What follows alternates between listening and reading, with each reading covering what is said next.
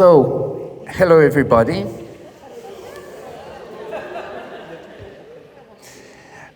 I'm Pierre Grunberger. I'm bow maker, for those who don't know that.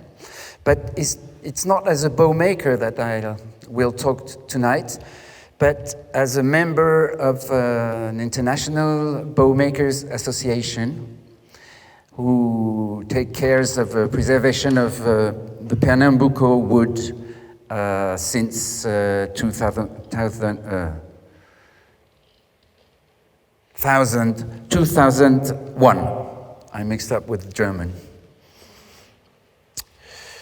50 years ago, governments began to recognize the threat to wild species.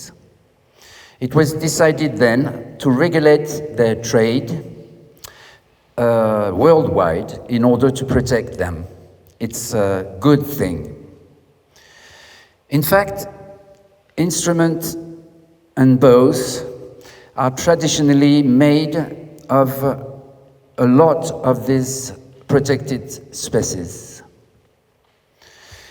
More and more restrictive rules are appearing, and above all, today, their control, mostly by customs, is likely to become more and more efficient. From now on, in the coming years, we have to learn these rules, which are often complex, sometimes incomplete, to potentially save ourselves a lot of trouble. We, the craftsmen, you, the musicians, are very concerned by this issue. That's the aim of this conference. I will mainly talk about bows, but any other instrument is concerned as long as it contains some natural material. Up.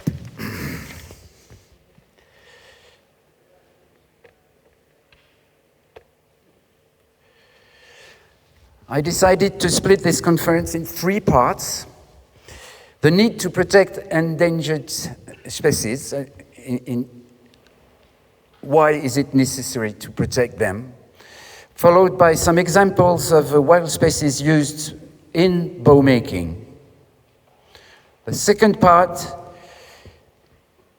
will explain who decides to protect and how. And finally, what consequences for musicians, in other words, what documents will be needed when traveling.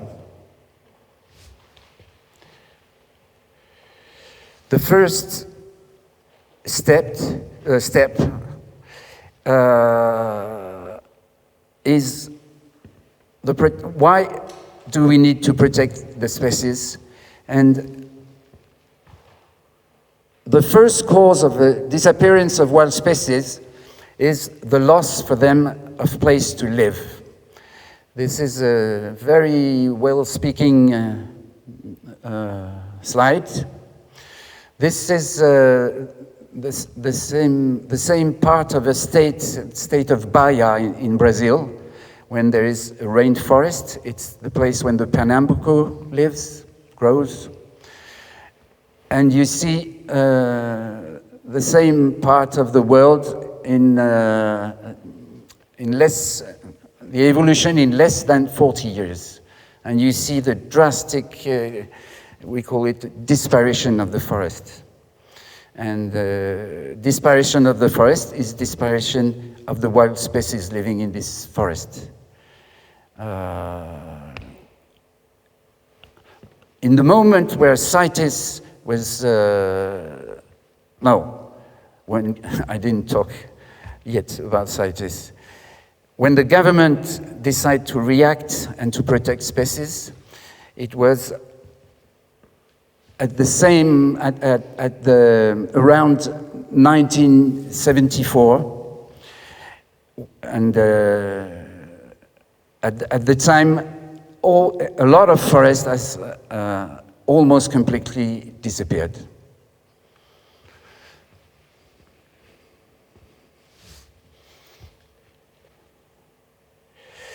Let's take a tour in the wild world and see some species used in bow making.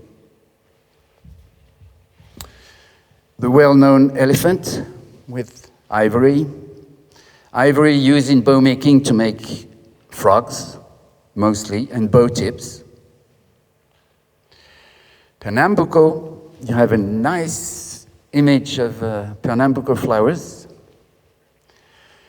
Wood used in bow making to make sticks.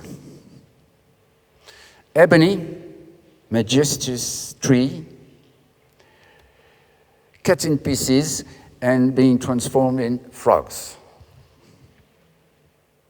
Sea turtles. I like this photo. Turtle shell used in bow making to make frogs. Lizard, nice lizard, used in bow making. The skin is used in bow making to make leather protections. The whale, it's also used in bow making. The whale baleen is used in bow making. The baleen is the fanon in French, and it's the water filtering system for whales. And it's used for wrapping. Shellfish, la nacre, called mother of pearl when it's used. It's used in bow making to make frog nice looking, let's say. And for the end, the Mongolian horse. And I suppose you know how it's used. Of course, it's for the bow hair.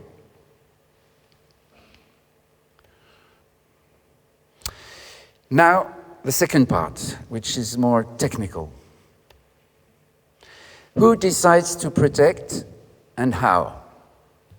We'll talk about the creation of the CITES. CITES is the center of this organization of worldwide protection of nature. How protection decisions are made, what are the protection levels, and finally, how protection decisions are applied. CITES, Convention on International Trade in Endangered Species, also called Washington Convention. It was created in 1953 between 80 countries in Washington.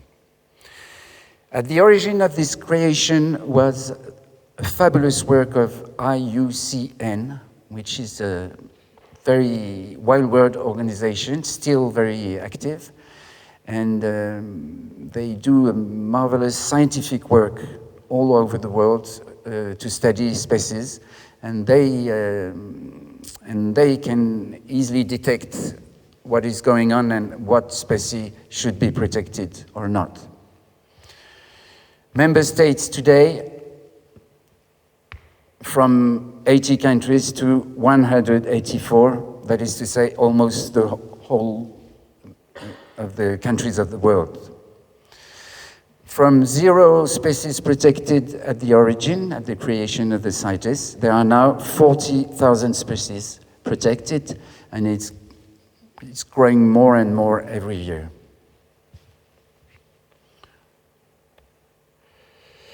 CITES doesn't work on its own. It needs a lot of organizations to get some scientific informations. Then these informations lead to decisions. Decisions has to be translated and distributed in the whole world. J'oublie toujours le L. And there is also organizations who manage the applications of rules adapted to each country. We can say, for instance, for this last work, there is BN, Bundesamt für Naturschutz. We talked about this, Thomas, this noon. By the way, you can see IPCI, which is one of this organization I'm part of, and it's a part of the whole process. So, CITES structure, how is it structured? Let's say there is a CITES office in every country. There is a permanent committee in Geneva, and there are plant committee and animals committee. They are gathered, animal committees and plant committees, every year in Geneva. And there is the COP, Conference of Parties. All the CITES offices of every country, every 3 years, send delegates in the town which has been chosen for the occasion. And it's the place where all is discussed, negotiated, and voted. The decisions are made there. So let's take an example. Any CITES office of any country can request for the protection of a species, even if it's not in its own territory. So they have to build the request and transmit it to the plant committee or animal committee, depending on the species which is asked for protection. And the plants and animal committee are made of scientists and lawyers, and they study the validity of the file. And if they decide it's valid, it can be presented. So they transmit it to the permanent committee, and they put it on the agenda on the next COP. Is it comprehensible? We'll see that again with the example of the Pernambuco, the Pernambuco wood. Here is just a photo of the last CITES COP19 in Panama last autumn. With my colleagues, we followed that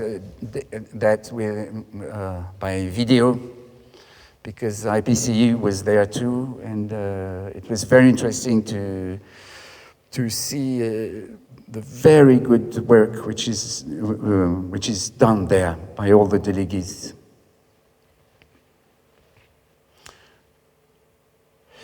What are the levels of protection? Once a decision of protecting a species has been made, there's the choice between Appendix 1, Appendix 2, Appendix 3. Appendix 1 is the toughest. It's complete ban on trade and use. There are some exemptions, very few. Appendix 2, trading and use are subject to strict rules. And for the Appendix 3, it's just species that are monitored. They are authorized in trade and use, but watched very precisely, and some of them could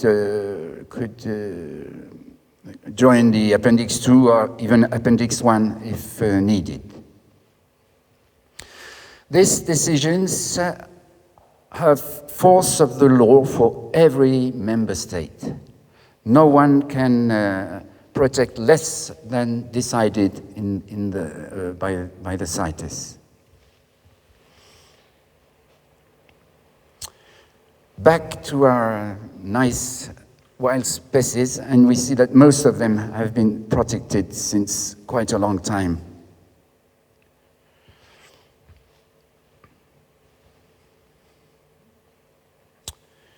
With the Pernambuco and the ebony, we can see there is something added.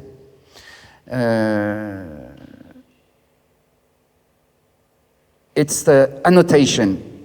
When there is a decision of protection in any appendix, mostly appendix 1 and 2, there can be annotations which are there to precise to precise what should be precised. For instance, for the ebony, CITES by the annotation 5 says that only logs, board, sticks, raw materials are concerned, and also is concerned only the population of ebony tree of Madagascar. No other ebony in other place of the world. That's the annotation. For the Pernambuco, we'll see annotation 10, logs, board, and sticks. This annotation, either for ebony and Pernambuco, is very important for us bow makers and you musicians.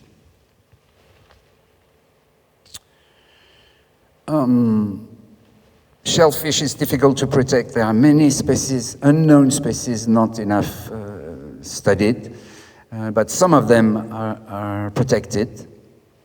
And our horse, Mongolian horse, is not protected at all because it's a domestic species, and CITES is only concerned about wild species.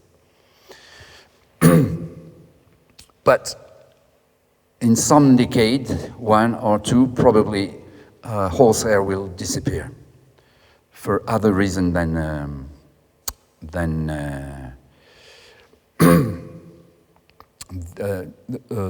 what shall I say? For other reasons. We can talk about that after, if needed.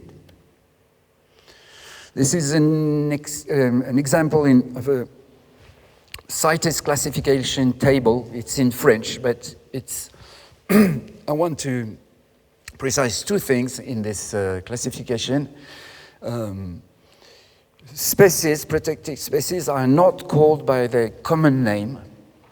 For instance, Pernambuco could be called Brazil wood, could be called pau Brazil, could be called redwood.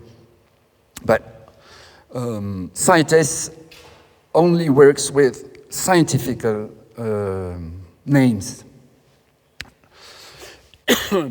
Perhaps you know it, perhaps you don't. Pernambuco is Pau Brasilia equinata, or Caesilpinia, Caesilpinia equinata, or Pau Brasilia equinata. The elephant from Africa is Loxodonta africana. So it needs to be precise enough. The other thing to take care in this table is the date. The first date you see at the right is the first date of, it's the date of the first decision of protection. And this is very important, you see on the following step.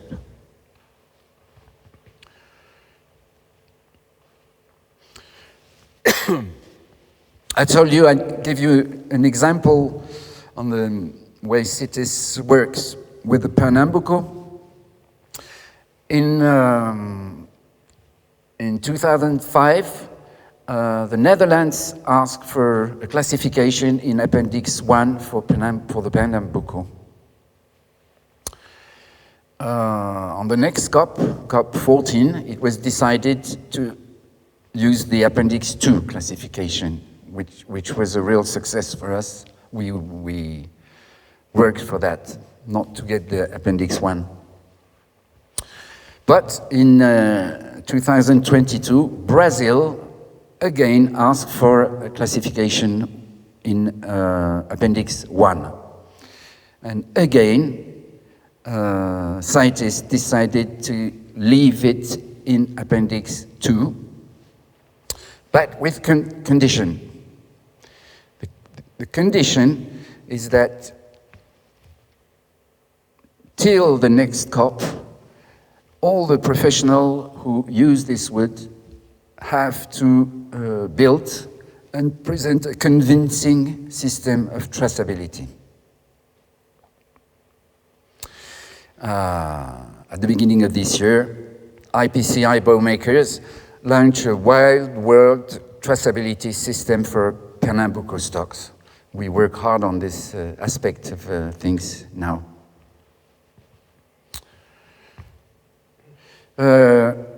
Again, annotation 10 that we saw before, we can see that the finished bows are not concerned about CITES protection. That means that if you have any bow, it shouldn't be with any material. It shouldn't be. It shouldn't require any permit. But in fact, it's not so simple, as we will see. This is. I didn't say. No, I come back. It concerns only Pernambuco. No one with this annotation should ask you anything about the Pernambuco of your bow. The same with ebony. It doesn't concern other species. But it's not so simple for the reason we'll see just now.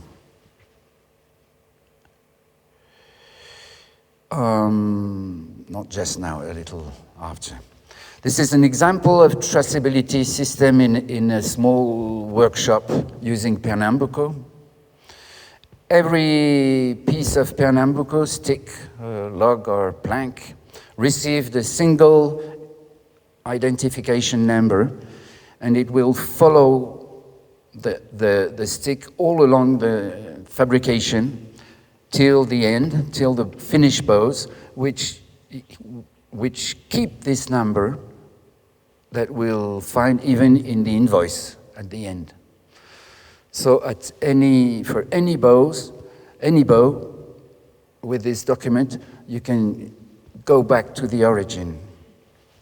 This is really the example of traceability. German bow makers have already started this system. In France, we are quite late with this, and we are working on that now. Of course, traceability is convincing if the way you build this traceability system is universal. The same in Germany, in USA. So, of course, it's not at all the same. And we work together with our colleagues of United States and Germany and Poland and Great Britain, and we work on this to try to make it universal.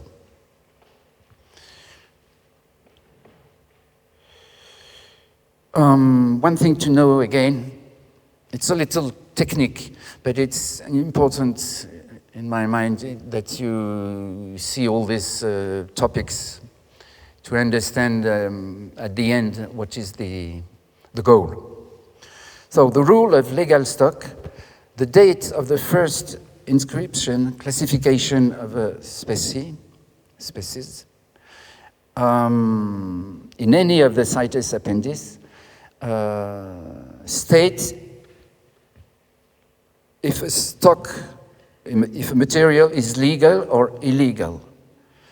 All the material before this date is considered as legal.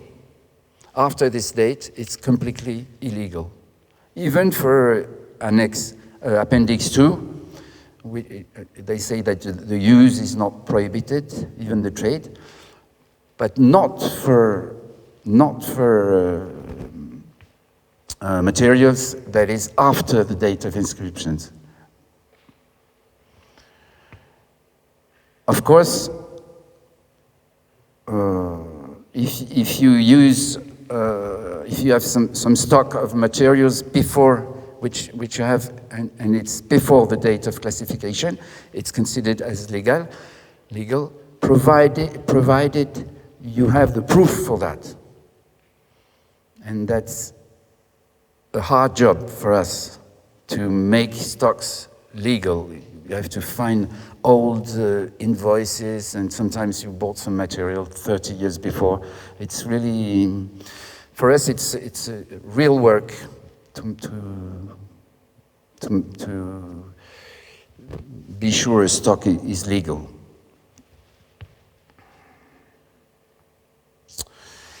So, how protections are applied? It's complicated, in particular by different interpretations of the decisions of CITES which are made in some countries. I said that they can't protect less, but they can protect more. So that makes different legislations, different policies. It's not the same in the whole world, and that makes it complicated. Another problem is the uneven levels of training of the custom officers. How can they determine if it's ivory or plastic, and so now there are programs for customs officer, and they are forming some specialized unities, and they are going to be more and more efficient. Another complication is the rules can change anytime, from Appendix 1 to Appendix 3 or back. We'll see. Yes, we are working now to try to make simplification, especially for the musical world. It's the beginning of something. For instance, it's a little mess. Example of complications, European Union.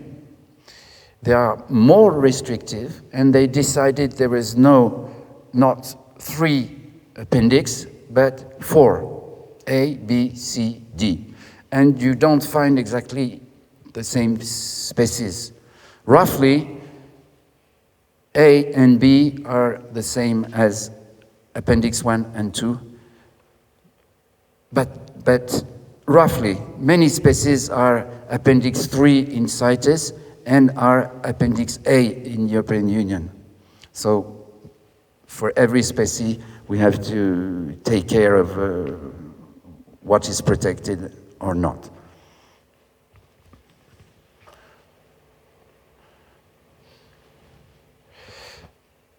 Of course, it's a little mess because it's messy, because it's very difficult to decide to protect, very difficult to protect, but of course to apply it's much more difficult, and it will take time to unify all this. It's work in progress. So, consequences for the musician, you have to know that there is a general CITES status, which concerns people who trade with natural materials, export, import stocks, and bow makers and instrument makers are in this status. And there is a specific status for musicians. It appeared in 2015. And it's difficult to apply, but it exists, and now it's going to be more and more used. You have a specific status for musical instruments that makes things easy when you cross the borders, but musicians are not traders, but when you come to the custom officer with with a violin case full of endangered species, how to prove it. And we'll see the goal is to be able to prove legal stock, prove legal instruments, and so on. Let's put us in the head 2 minutes of a custom officer. When you come to him with or her with an instrument, what does he need to know? First, if it's a musical instrument, because on that depends the status. Is it a musical instrument? Second, are there any protected species? For this question, you must have a documented answer. Let's see the first one, musical instrument. You need to have the proof that the bow, if it's a bow, has been played recently. That's the definition of a musical instrument. Because a bow which has been put on a shelf for 10 years is not considered as a musical instrument, but simply like an object of art, and then subject to general CITES status, which means certificate for everything you do with this, as it's not considered as a music instrument. How to prove that a bow has been played recently? It's really difficult to have an idea of that, but we are thinking of a solution for this. Probably you have to prove that you're a musician, and perhaps it's enough. But normally you must prove that if you have 3 bows in your case, you have to prove it for each of the 3 bows. We work on this too. Are there protected species? Appendix 1, 2, 3. Is the material legal? The proof needed is what we are building now. It's the declaration of material. It doesn't exist for the moment, or very in small proportion, but it will be used more and more in the coming months and coming years. What is a declaration of material? It's drawn up by the maker of the instrument, and it describes all the materials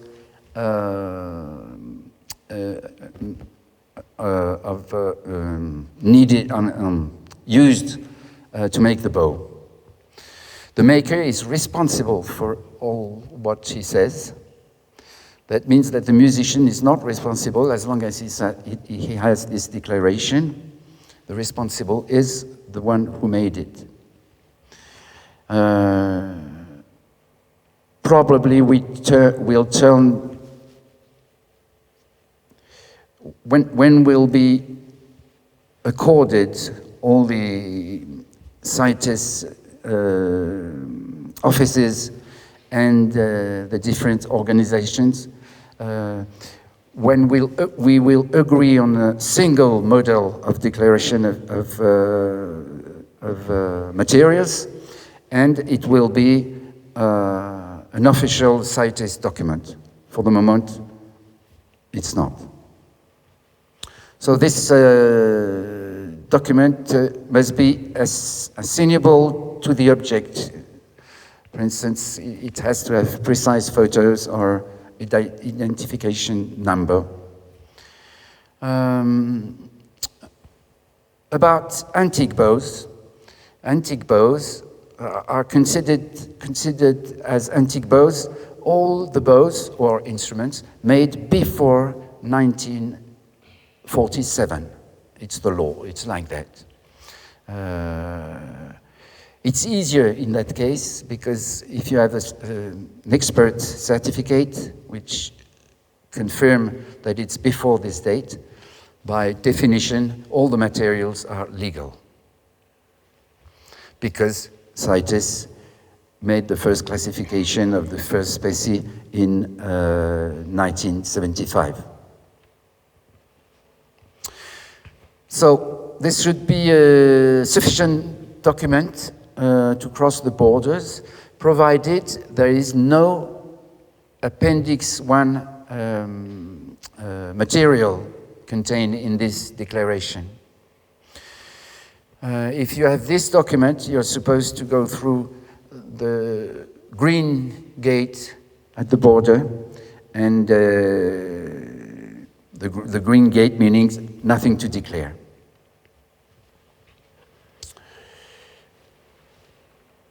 A quick example of what should be a declaration of material. You have the identification of the bow and all the material listed. Pernambuco, common name. Caesalpignata echinata, scientific name, used for the stick. Appendix 2 CITES. Bows accepted due to annotation 10, so it's a recall of the specifications. And for legality, use from my documented pre-convention stock, registered in Paris in that year, 2007. The same for every species. It has to be specified what and is it legal or not. And it will be finished by this bow does not contain any part made of species that are restricted by CITES Appendix 1. This concerns almost the totality of the bows, because very few contained ivory or tortoiseshell. If there is tortoiseshell of ivory, even a single piece, a MIC is requested. What is a MIC? It's a musical instrument certificate that you apply for in your CITES office. It's quite long to fill up the form, and you should apply for this 3 months before you plan your trip. And it's valid for a 3-year period, and within this 3 years period you can travel anywhere and pass any borders. It's just a little difficult to get. For now, it will be simpler. And of course, then you have to pass the red passage in the customs. You have to declare that you have a MIC, so it can be stamped by the officers.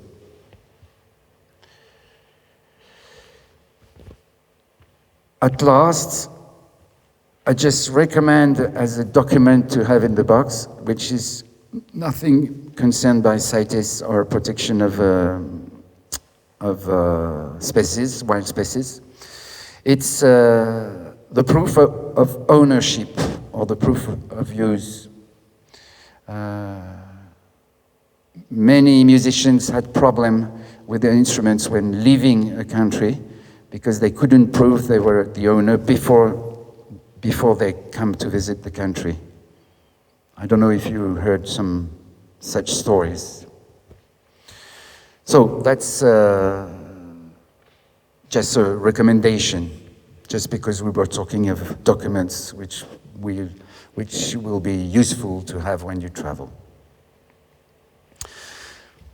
Just a little table to summarize. If you have Appendix 2, you can travel everywhere with declaration of materials and proof of use and property.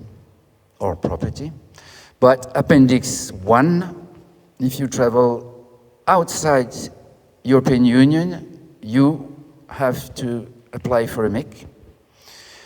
But in European Union, once you stay inside and you move between the 27 countries of the EU, you, for the moment, at that time, the mic is not required. That is a great facility for us for the moves in Europe.